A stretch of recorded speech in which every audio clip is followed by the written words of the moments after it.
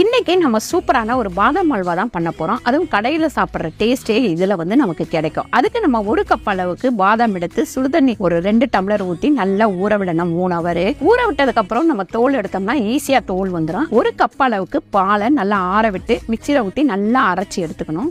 கொருணும் இல்லாம நைஸாவும் இல்லாம எடுத்து நம்ம கடாய் வச்சு கடாயில ஊற்றி இதை கிண்டி விட்டுக்கிட்டே இருக்கணும். நம்ம நல்லா கிண்டும் போது நல்லா கொஞ்சம் திக்னஸாக வரும். அந்த ஸ்டேஜில் நம்ம சர்க்கரை 1 கப் அளவுக்கு சேர்த்துக்கலாம். 1 கப்பு சர்க்கரை சேர்த்து மறுபடியும் அதை கிண்டி விட்டுக்கிட்டே இருக்கணும். இன்னும் கொஞ்சம் திரண்டு வரும். அப்போ நம்ம குங்குமப்பூ கொஞ்சமாக சேர்த்துட்டு கிண்டி விடும் போது அந்த பாதாம் கலர் நமக்கு வந்துடும்.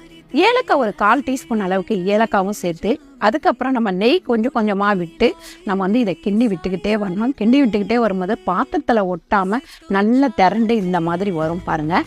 அப்படி வந்ததுக்கு அப்புறமும் இன்னும் கொஞ்சம் கலரி விட்டுக்கிட்டே இருந்தோம்னா அதுக்கு நடுப்புற நம்ம ஒரு பாத்திரத்தில் எண்ணெய் தடவி வச்சு